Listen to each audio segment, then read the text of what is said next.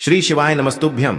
हर हर महादेव। दोस्तों, आप सभी लोग जानते हैं कि 18 सितंबर 2025 यानी गुरुवार को पड़ रही है श्राद्ध महीने की द्वादशी तिथि। और दोस्तों, ये वो तिथि है जो पितृपक्ष महीने में पड़ने वाली सबसे बड़ी तिथि है, क्योंकि यह गुरुवार के दिन पड़ रही है और इसका बहुत ही बड़ा और विशेष महत्व होता है। पूज्य गुरु जी ने कहा है, अगर कभी भी मौका लग जाए और पितृपक्ष महीने की द्वादशी तिथि गुरुवार को पड़ जाए तो आप लोगों को 7 चने की दाल वाला उपाय तो अवश्य ही करना चाहिए। इन दोनों का संयोग बहुत ही कम आता है। और दोस्तों, पूज्य गुरु जी ने अपनी शिव महापुराण की कथा में बताया है, इस दिन आपको 7 चने की दाल वाला उपाय तो अवश्य ही करना चाहिए, क्योंकि ऐसा दिन पूरे साल में सिर्फ एक ही बार आता है। और दोस्तों, आप सभी लोग जानते हो कि गुरुवार का अगर सबसे बड़ा कोई उपाय है तो वो 7 चने की दाल वाला उपाय है। तो दोस्तों, इस गुरुवार के दिन आप लोगों को इस 7 चने की दाल वाले उपाय को जरूर करना है। बहुत सारे लोग होंगे जिन लोगों ने इस उपाय को न किया हो, मतलब पूरा साल निकल गया और उन्होंने किसी भी दिन इस 7 चने की दाल वाले उपाय को न किया हो। पर दोस्तों, आपके पास एक आखिरी मौका बचा हुआ है, जो कि 18 सितंबर के दिन है। तो इस दिन आप लोगों को इस वाले उपाय को जरूर कर लेना है। भले ही आपने पूरे साल भर इस उपाय को ना किया हो, पर अगर आपने इस पितृपक्ष महीने के द्वादशी के दिन अगर इस वाले उपाय को कर लिया तो आपको इस उपाय को करने का वो फल मिलेगा जिसकी आपने कभी कल्पना भी नहीं करी होगी। इसीलिए आप लोग इस वाले उपाय को एक बार जरूर कर लेना, ताकि आप लोगों के हाथ से यह मौका ना जा सके और आपको इस उपाय को करने का फल मिल सके। दोस्तों, यह उपाय पंडित जी ने अपनी अभी की ही शिव महापुराण की कथा में बताया है। जी, इस उपाय को आज हम आपको बहुत अच्छे से समझाने वाले हैं। इस वीडियो को देखने के बाद इस उपाय को समझने के लिए आपको कोई और वीडियो को देखने की जरूरत नहीं पड़ेगी। तो चलिए दोस्तों, उपाय को शुरू करते हैं। देखिए, यह इस श्राद्ध महीने के गुरुवार के दिन यह इतना खास होता है, इतना महत्वपूर्ण होता है। देखा गया है कभी कभी बड़े बड़े पूजा पाठ अनुष्ठान से जो मनोकामना पूर्ण नहीं होते, वो इस श्राद्ध महीने के द्वादशी के दिन एक छोटे से उपाय करने से ही आपकी मनोकामना पूर्ण हो जाती है। और बहुत सारे लोगों ने इस उपाय को किया भी है और उनको इस उपाय को करने का फल भी जरूर मिला है। अगर आप लोग भी इस उपाय को गुरुवार द्वादशी के दिन करना चाहते हैं तो आप इस उपाय को पहले अच्छे से समझ लेना, सुन लेना, उसके बाद करना। आपको इस उपाय का फल जरूर मिलेगा। और इस उपाय को कर लेने से आपके घर में चाहे किसी भी प्रकार की दुख और समस्या क्यों ना चल रही हो, आपको उसका कारण भी नहीं पता है कि भाई ये समस्या किस कारण से चल रही है, उसका कुछ भी कारण हो सकता है, जैसे पितृदोष हो सकता है या किसी भी तरह का मंगल दोष भी हो सकता है। तो इस दिन आप लोगों को यह वाला उपाय कर लेना है। यह एक ऐसा उपाय है जिस उपाय को अगर किसी विशेष दिन पर किया जाए तो भाई उस विशेष दिन का जो है वह तो हमें मिलता ही मिलता है। पर हमने उस दिन पर इस उपाय को किया है तो हमें उससे भी बड़ा फल मिलता है, और फल बहुत जल्दी मिलता है, क्योंकि आप इस उपाय को बहुत ही बड़े और विशेष दिन पर कर रहे हो। तो चलिए अब उपाय के बारे में बात करते हैं। लेकिन उससे पहले आप लोगों को यह जानना आवश्यक है कि आखिर यह उपाय किस समय करना है, किसको करना है और कैसे करना है। तो चलिए हम आगे आपको वीडियो में एक एक करके बता देते हैं। लेकिन उससे पहले अगर आप लोग हमारे चैनल पर नए हैं तो हमारे चैनल को सब्सक्राइब कर लेना और इस वीडियो को लाइक करके कमेंट बॉक्स में श्री शिवाय नमस्तुभ्यम, ओम नमः शिवाय जरूर टाइप कर देना। और अपने फायदे के लिए, गरीबी दूर करने के लिए इस वीडियो को पूरा देख कर जाना, तभी आपको लाभ की प्राप्ति होगी। यदि आज आपने वीडियो को बीच बीच में से देखा, काट काट कर देखा, तो आपको जीवन में कभी सफलता हासिल भी नहीं होगी। तो दोस्तों, इस 7 चने की दाल वाले उपाय को हमें इस गुरुवार के दिन कैसे करना है, किसको करना है, किस समय करना है और कहां पर करना है, ये सारे सवालों के जवाब आपको इस वीडियो में मिल जाएंगे। और जो ये वीडियो देखेगा भाई, उसको 7 चने की दाल वाला उपाय जरूर करना चाहिए, क्योंकि इस दिन एक चने की दाल का भी बहुत ही बड़ा और विशेष महत्व होता है। और जब बात आ जाए 7 चने की दाल की, तो ये सोने पे सुहागा वाली बात हो जाती है और ये एक बहुत ही बड़ा उपाय हो जाता है इस गुरुवार द्वादशी तिथि का। अब हम समझते हैं इस वाले उपाय को हमें करना किस समय है। इस 7 चने की दाल वाले उपाय को हमें इस गुरुवार के दिन करना किस समय है। तो देखिए, इस उपाय को करने का जो समय है वह सुबह का समय है और शाम का समय भी है। अब देखिए, यहाँ पर हम मुख्य रूप से सुबह का समय नहीं बोलेंगे, क्योंकि 18 सितंबर गुरुवार द्वादशी का दिन है और इस दिन प्रदोष काल के समय का बहुत महत्व होता है। बाकी अगर सुबह के समय भी करेंगे तो भी अच्छा होगा, उसमें कोई भी दिक्कत वाली बात नहीं है। तो चलिए जानते हैं इस विशेष उपाय के बारे में। लेकिन उससे पहले एक प्रार्थना, अगर आप इस चैनल पर नए हैं तो आप इस वीडियो को लाइक करें, चैनल को सब्सक्राइब करें और कमेंट बॉक्स में आप अपनी राशि या अपना नाम जरूर डाल दें, क्योंकि हम राशि से जुड़ा भाग्य भी बताते हैं और भाग्य में चल रही परेशानियों को दूर करने के लिए वह आसान से आसान उपाय भी बताते हैं।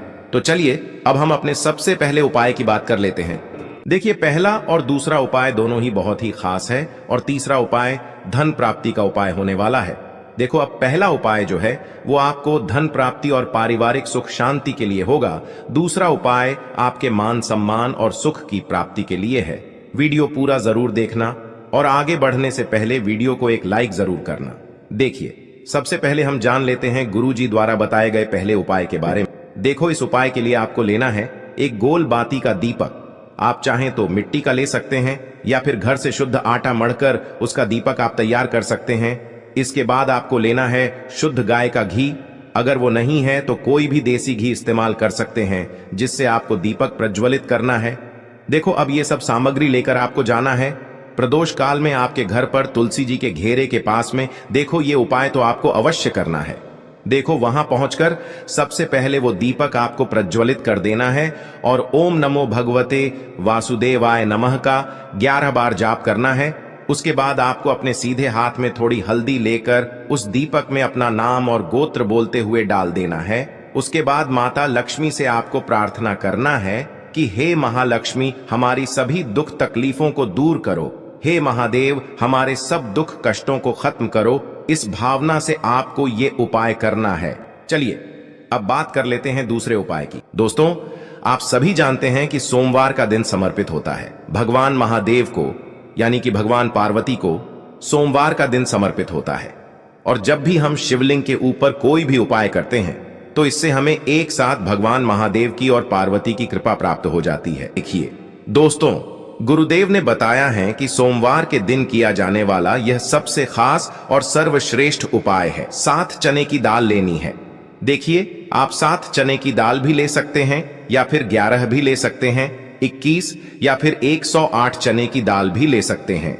यदि आप 21 चने की दाल लेते हैं तो यह आपके उपाय के लिए अत्यधिक सर्वोत्तम होता है। तो इस प्रकार से आप कम से कम 7 चने की दाल ले सकते हैं और अधिक से अधिक आप 108 चने की दाल ले सकते हैं। अब देखिए, इसी के साथ में आपको मात्र 1 लोटा शुद्ध जल लेना होगा, तांबे के पात्र के अंदर अपने ही घर से।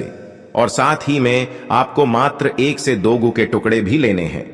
देखिए, सोमवार का दिन भगवान महादेव को समर्पित होता है। आपको यह जो सारी सामग्रियां हैं, इन्हें लेकर के पहुंच जाना है भगवान शिव के मंदिर में। इस उपाय को आप सुबह से लेकर के शाम तक किसी भी समय में कर सकते हैं, लेकिन यदि आप शाम के समय इस उपाय को करते हैं तो यह उपाय आपके लिए और अधिक सर्वोत्तम होता है। तो यदि आपको प्रदोष काल के समय में समय मिल जाता है तो फिर आप प्रदोष काल में भी कर सकते हैं, या फिर आप पूरे ही दिन में किसी भी समय इस उपाय को कर सकते हैं। देखिए, शिव मंदिर पहुंचने के बाद सबसे पहले तो आपको दक्षिण दिशा में बैठ जाना है। उत्तर दिशा की तरफ आपको अपना मुख कर लेना है।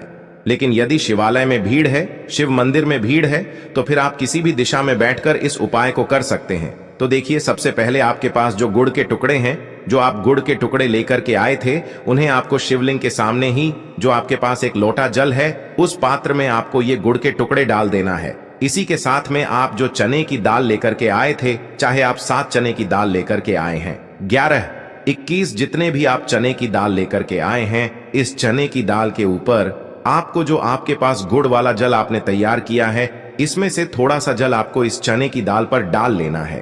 अब देखिए, आपके पास जो गुड़ वाला जल है, इसमें से सबसे पहले थोड़ा सा जल आपको श्री गणेश जी वाले स्थान पर समर्पित कर देना है।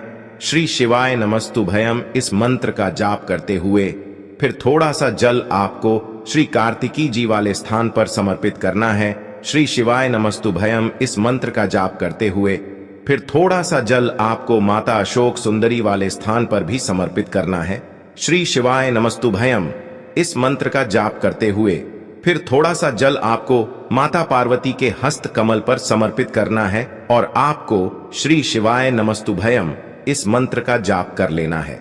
अब देखिए दोस्तों, आपके पास जो थोड़ा सा जल और शेष बचेगा, इसमें से आपको केवल थोड़ा सा जल शिवलिंग पर अर्पित कर देना है और अंत में आपको उस पात्र में थोड़ा सा जल और शेष बचाना है। पूरा जल आपको शिवलिंग पर अर्पित नहीं करना है, अंत में आपको थोड़ा सा जल और शेष बचाना है।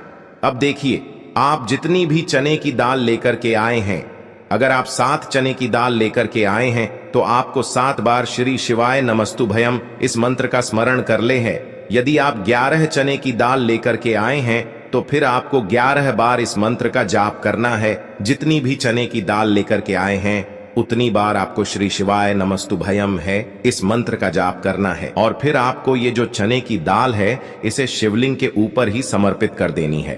लेकिन आपको यह चने की दाल बृहस्पति शवर महादेव का स्मरण करते हुए ही शिवलिंग पर अर्पित कर देनी है और आपको अपनी मनोकामना को भी बोल देनी है। आपकी जो भी मनोकामना है, चाहे वह धन प्राप्ति को लेकर हो, नौकरी से संबंधित हो, विवाह से संबंधित हो, या फिर आपके मकान जमीन जायदाद से संबंधित हो, चाहे गृह क्लेश से संबंधित हो, या फिर किसी भी प्रकार की जो मनोकामना है उसे आपको बृहस्पति शवर महादेव से परिपूर्ण करने की प्रार्थना कर लेनी है। और इसके बाद आपके पास जो पात्र के अंदर थोड़ा सा से जल और बचा हुआ था, इसे भी आपको धीरे धीरे भगवान शिव की शिवलिंग पर ही अर्पित कर देना होगा। श्री शिवाय नमस्तुभयम इस मंत्र का जाप करते हुए पूज्य गुरुजी कहते हैं कि भाद्रपद महीने का सोमवार जो भी व्यक्ति इस प्रकार से यह चमत्कारिक उपाय कर लेता है तो उसकी जो मनोकामना है वह भगवान लक्ष्मी नारायण की कृपा से तथा महादेव की कृपा से बहुत ही जल्द परिपूर्ण हो जाती है। बात करते हैं अगले उपाय की। देखो, इस उपाय के लिए आपको मात्र 2 लौंग लेनी होगी, यानी कि आपको लौंग का जोड़ा लेना है। 2 फूल वाली आपको लौंग लेनी है। लौंग का जोड़ा कहीं से भी खंडित नहीं होना चाहिए, इस बात का ध्यान रखें। इसी के साथ में आपको लेना होगा लाल चंदन का पाउडर। देखिए, यदि आपके पास लाल चंदन की लकड़ी है तो उसे घिसकर भी आप चंदन के रूप में प्रयोग कर सकते हैं।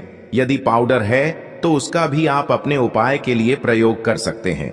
देखिए, चंदन जो है वो तेज का प्रतीक माना गया है और साथ ही साथ जीवन के अंधकार को दूर करने का प्रतीक माना गया है। अब इसी के साथ में आपको मात्र एक तांबे के पात्र के अंदर शुद्ध जल लेना होगा अपने घर से। अब दोस्तों, ये तीनों सामग्री लेकर के सीधे आपको पहुंच जाना होगा भगवान शिव के मंदिर में। देखिए, इसी के साथ में आपको एक गोल बाती का दीपक भी लेना होगा। दीपक आप मिट्टी का भी ले सकते हैं, शुद्ध आटा मढ़कर उसका भी तैयार कर सकते हैं। और दीपक में आपको शुद्ध घी का प्रयोग करना है। लेकिन जैसे ही आप इन सभी सामग्रियों को मंदिर में लेकर के पहुंचेंगे, मंदिर में जैसे ही आप चौखट के वहां पर पहुंचेंगे तो मंदिर की चौखट के सीधे तरफ आप जो अपने साथ एक गोल बाती का दीपक लेकर के आए हैं उसे आपको सबसे पहले तो प्रज्वलित कर देना है। यानी कि जैसे ही आप मंदिर की चौखट के वहां पर प्रवेश करते हैं तो उसके सीधे तरफ आपको ये गोल बाती का दीपक प्रज्वलित कर देना है। अब देखिए, जैसे ही आप यह दीपक प्रज्वलित करेंगे तो आपकी जो भी मनोकामना है उससे आपको बोल देना है। आप इस दीपक को इस प्रकार से प्रज्वलित करने के बाद इन सभी सामग्रियों को आपको शिवलिंग के पास में लेकर पहुंच जाना है। अब देखिए दोस्तों, आपके पास जो एक तांबे के पात्र के अंदर शुद्ध जल है उसमें से आपको केवल आधा लोटा जल ही भगवान शिव के शिवलिंग पर अर्पित करना है। आधा लोटा जल आपको उसी पत्र के अंदर बचा लेना है। अब दोस्तों, आपके पास जो 2 लौंग हैं, यानी कि लौंग का जोड़ा है, उससे आपको अपना नाम और अपने गोत्र को बोलते हुए आपकी जो भी समस्या चल रही है, आपके जीवन में जो भी परेशानी उत्पन्न हो रही है, उन्हें आपको बोल देना है। और ये जो लौंग का जोड़ा है इसे आपको भगवान शिव के शिवलिंग पर अर्पित कर देना है। जैसे आप ये 2 लौंग शिवलिंग पर चढ़ाएंगे तो अपना हाथ जो है वहां पर आपको रखना है और महादेव से आपको प्रार्थना करनी है कि मेरे जीवन की ये जो परेशानियां हैं ये सभी दूर हो जाएं।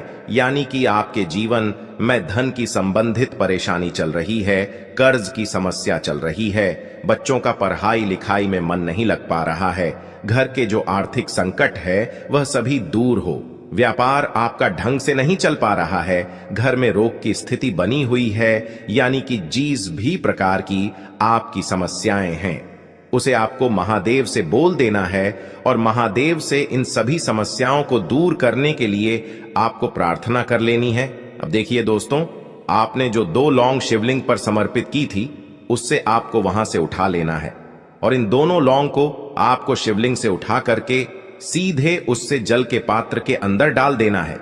यानी कि अपने आधा लोटा जल और बचाया हुआ था उसी के अंदर आपको ये 2 लौंग डाल देनी है और साथ में आप जो लाल चंदन लेकर के आए थे उस लाल चंदन को भी आपको उसी पात्र के अंदर डाल देना है।